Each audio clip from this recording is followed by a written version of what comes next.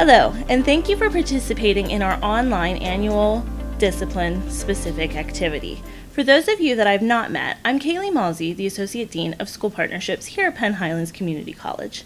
While I have communicated with all of you in some form or another, it is my pleasure to work with each one of you. As many of you know, we typically hold an in-person event each fall, allowing you to work face-to-face with the college faculty and our college faculty liaisons to talk about many topics, including course content, delivery methods, assessment, or research and development in the field. This event is a requirement of our NACEP accreditation. While it saddens us that this year we were unable to hold an in-person event due to the COVID-19 pandemic, our liaisons have worked hard to provide an opportunity for us to still meet the requirements in some face-to-face format.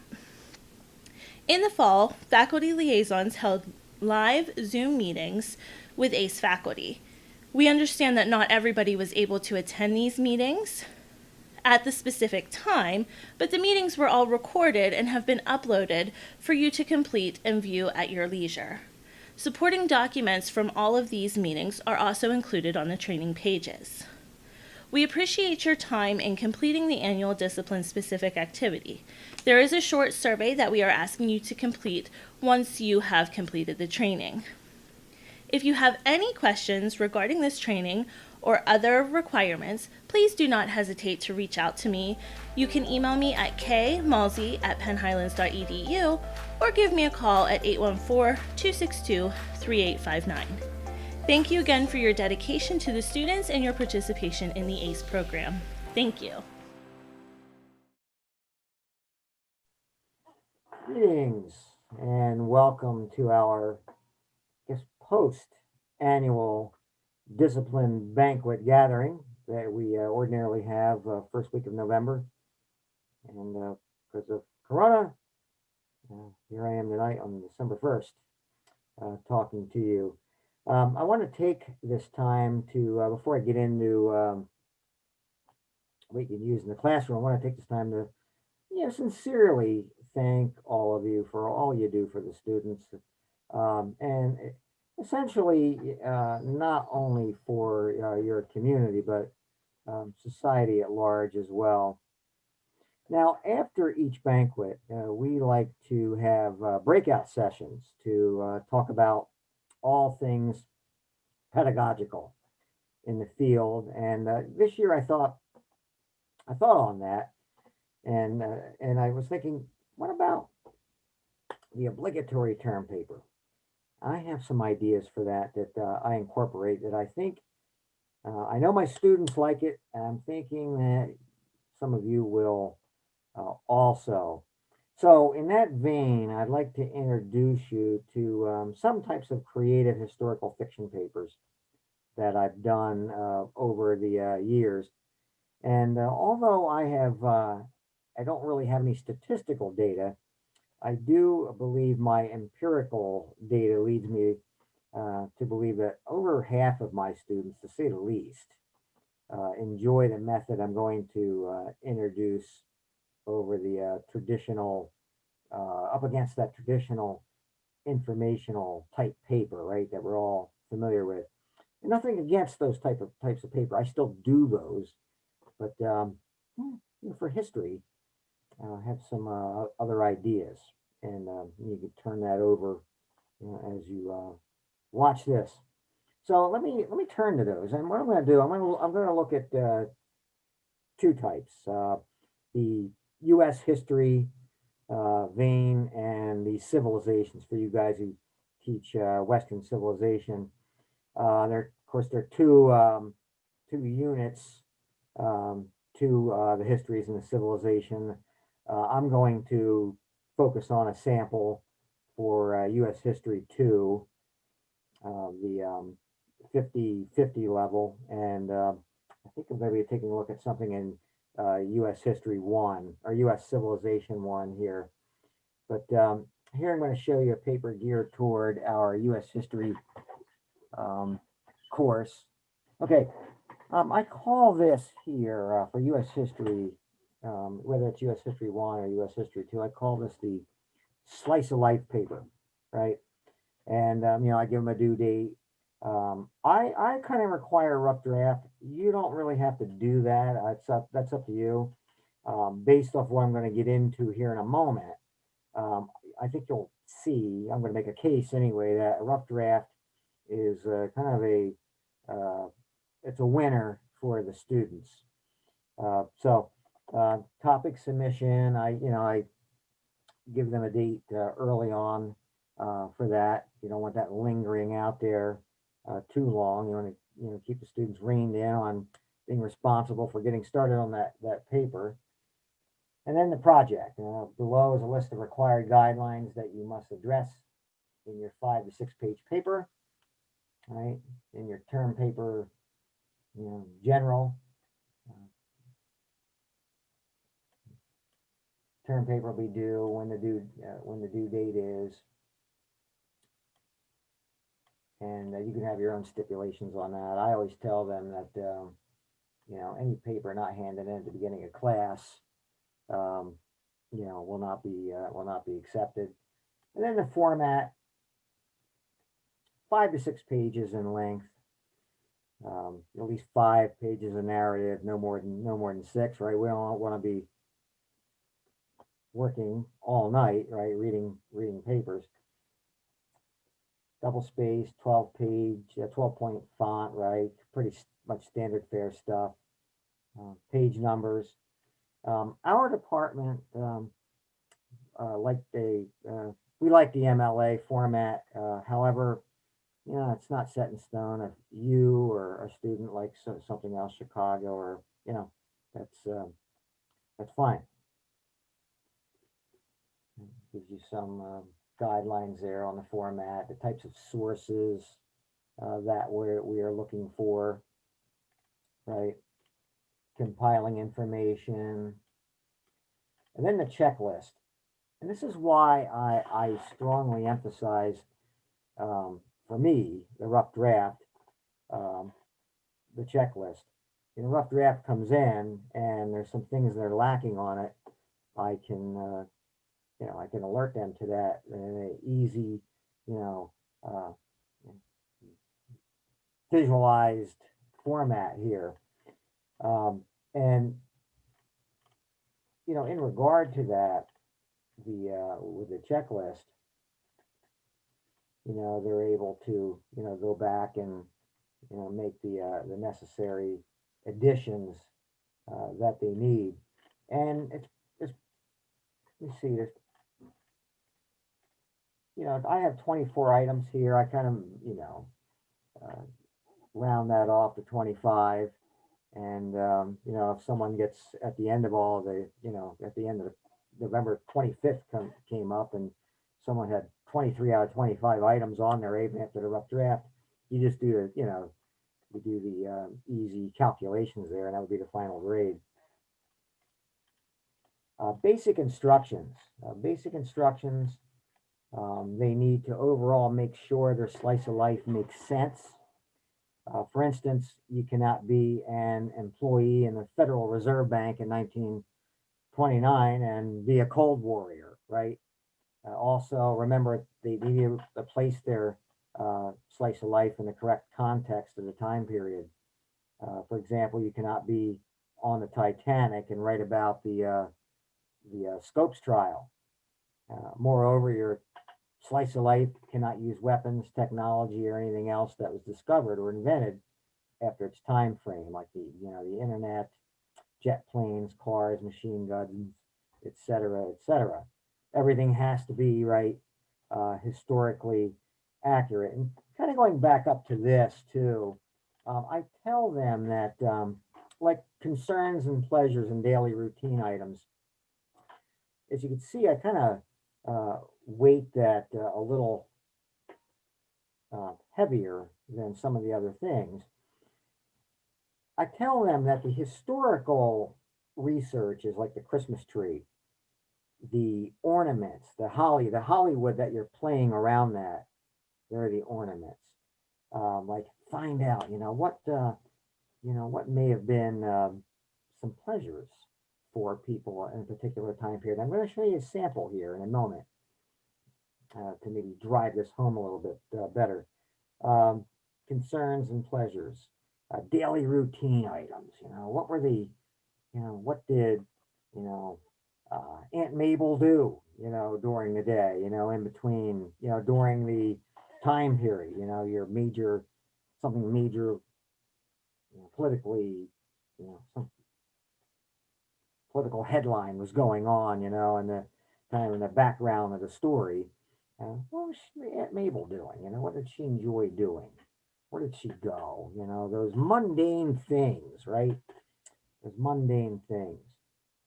And you're going to have students, and you know this, you're going to have students who think linear, very linear. So it's going to be hard to get them to think in a kind of a right brain fashion here, right? And these types of things kind of guide that student and keep them within the guardrails of where we want them to go in that that right brain orbit, right, of the fiction, the historical fiction, and use their imagination off the anchor of history, right? It's the anchor is the historical data, but we want to you know use that to funnel our way down maybe to some Hollywood director type of stuff.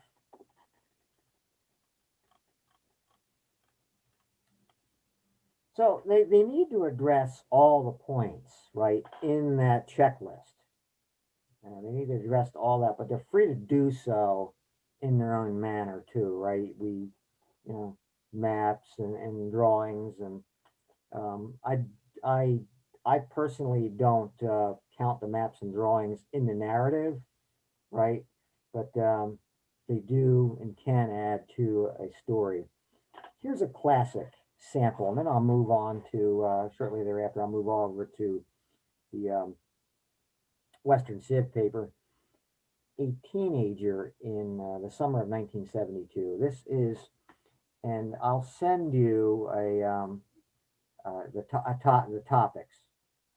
There are topics for the various papers, and you could, if your students want to have another topic within the time frames, or you have another idea, feel free. But this was one of them here, a teenager in the summer of 1972. And let me just go through this with you to show you how to do this, how they're supposed to do it.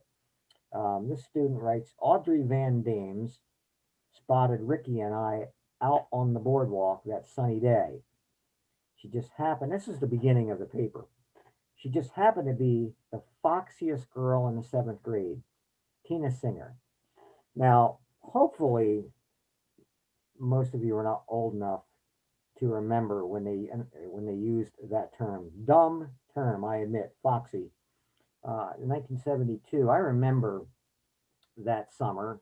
As a matter of fact, I was 11 or 12, dating myself, and that was the thing back then. Man, so and so is foxy, or such a fox. So that was accurate, right? Did my heart skip a beat when Tina told me that I would be so cute if I would just take care of myself a little better.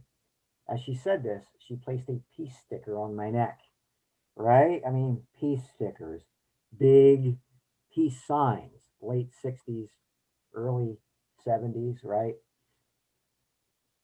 And she sourced it. And I remember it was out of a book um,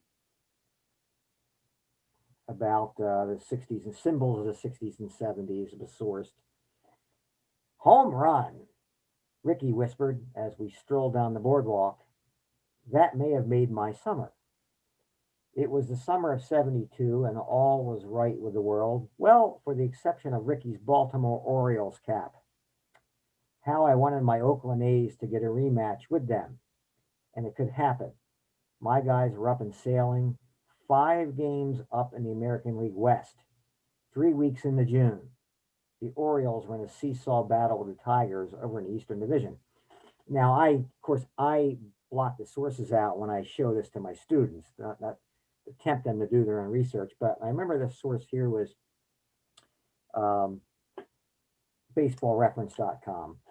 Now, see, ordinarily, I frown on the .com suffixes, right? They're not deemed academic and scholarly in these circles, right? But this really worked. This really worked. I looked and it was nailed, 3 weeks into, June. I remember looking that up, and those teams were in first place in their um, their divisions. But as much as the American League standing consumed me, I was not going to let it ruin. I was not going to let it ruin this day. Here we were strolling down the boards. I had 2 fishing poles and Ricky a minnow net and a transistor radio. I remember that. That was accurate. Transistor radios were, that's what if you wanted to go outside, you didn't have boom boxes then, right? Transistor radios. Ricky kept flipping through the radio dials between WFIL and WABC. And I was looking at those stations. They were big stations in New Jersey and or New York City and Philadelphia. So we're, talking about probably the Jersey coast here. We had heard Alice Cooper's "School's Out" twice already, and he sourced that. It was 77.com out of WABC. They had like top 40 lists for everything from 1955, on up through, whenever that station stopped doing top 40 music.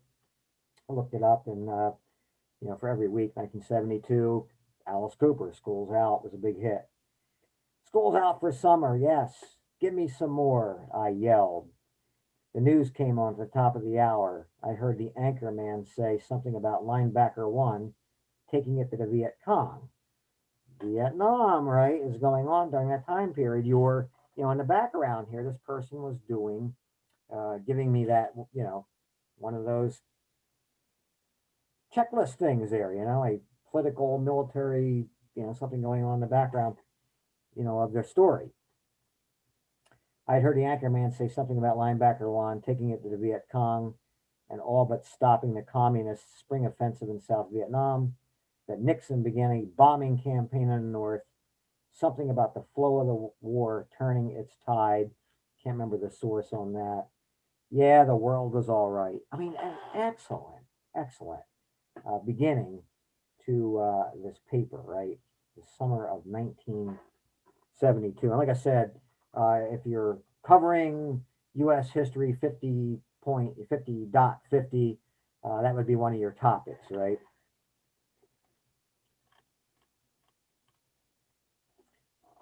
So then you got the structure of the page for the students. How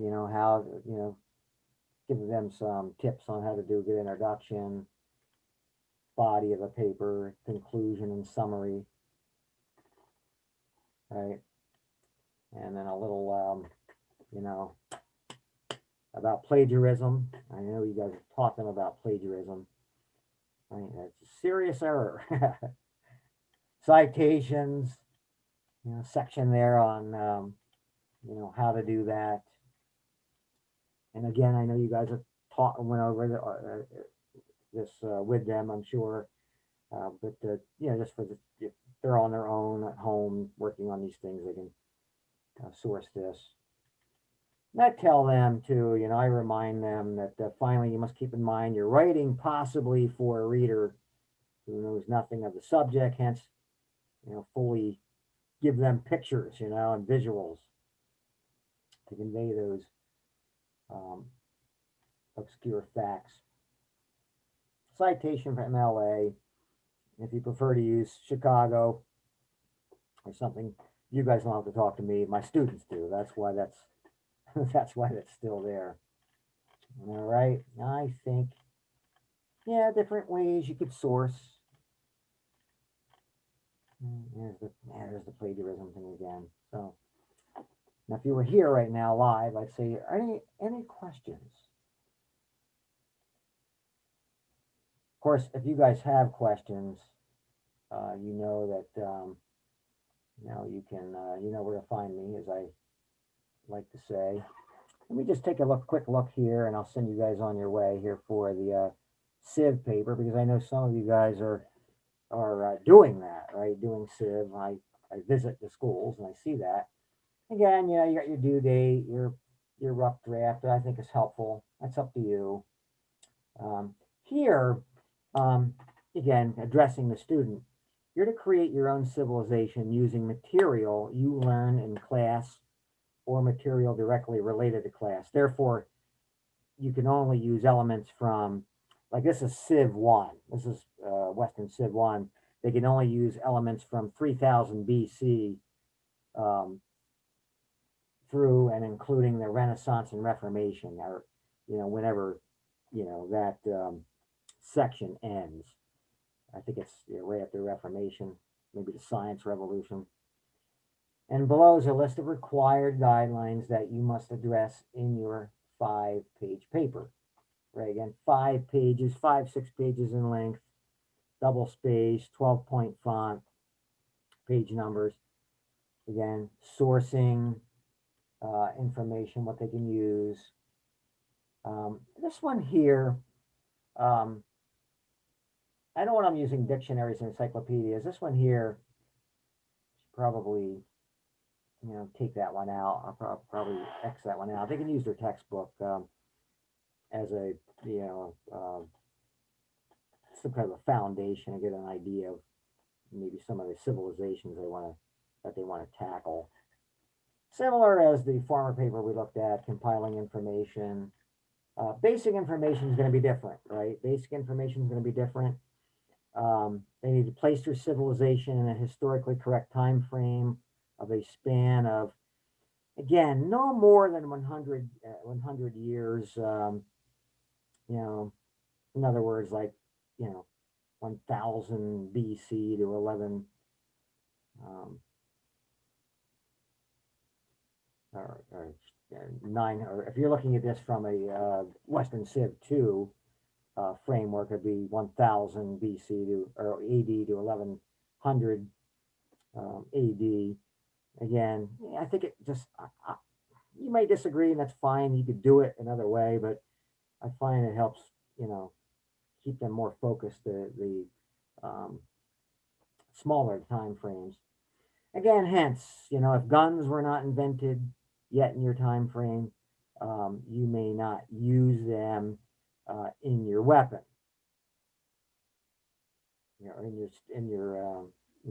as a weapon in your story. Name the civilization, and to name the civilization, have a brief account to the settlement history of the civilization. Define a language the nation speaks and writes. And it needs to be one learned in class, okay? It needs to be one learned in class, found in a textbook. That's why probably they will need a textbook or some other historically accurate source. Create a set of laws. Early on, with certainly with Western Civ 1, they're looking at Hammurabi's law code, right? So, create a set of laws, add achievements and inventions, like math, something with science and architecture. Create a government for your civilization. Needs to be something closely related to what they learned in class, found in a textbook or some other, historically accurate source again. Create a religion, with gods or a god, and the practices, develop the practices of their religion. For example, it could be polytheistic, monotheistic. Early on with Western Civ, or Ancient Civ, Volume 1, Section 1, they're learning about polytheistic religions, not until they really get to Judaism. But then thereafter, with Christianity as well, a lot of monotheistic teachings. I have them create their own religion or borrow one from a real civilization. They can choose how their army's organized and what weapons and defenses they have. They're going to need to decide whether the civilization is peaceful or warlike, and give an example of a battle or war if it is warlike. Include entertainment. You know, theater, gladiatorial combat, for instance. They're to create an economy. What are the occupations of the folks in their civilizations? What do they trade? And whom do they trade with? Decide how their civilization's organized. Is it a kingdom? Is it a city state, empire, etc.? Right? They're going to be learning about those things with the course. And likewise, what the correct boundary the countries are as well. Find a location for their country. Label it on a map. I have them do that. And this needs to be, again, this needs to be historically accurate. So big picture, overall, we need to have them make sure their civilization makes sense. Like the last paper we looked at, for instance, they cannot state it as warlike, but you have peaceful trade with other civilizations. Also, they're to remember to place their civilization in correct context of the time period. For example, you cannot have your civilization coexist with the Holy Roman Empire and classical Greece, right? Moreover, the civilization cannot use weapons, technology, or anything else that was discovered or invented after its time frame. Again, internet, jet planes, cars, machine guns. It's got to be historically accurate. And here's the thing with this. They need to address all of the above points, but they're free to do so in their own manner, right? In these maps and drawings.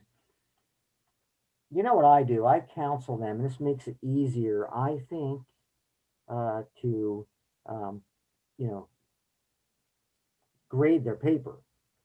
Encourage them to address all of these in, order as they're listed there in paragraph form, right? So that way you can, kind of make your, make the delineations easier. Structure of the paper, right? Very similar as, the last time. Introduction, body of the paper. Use this section under basic instruction.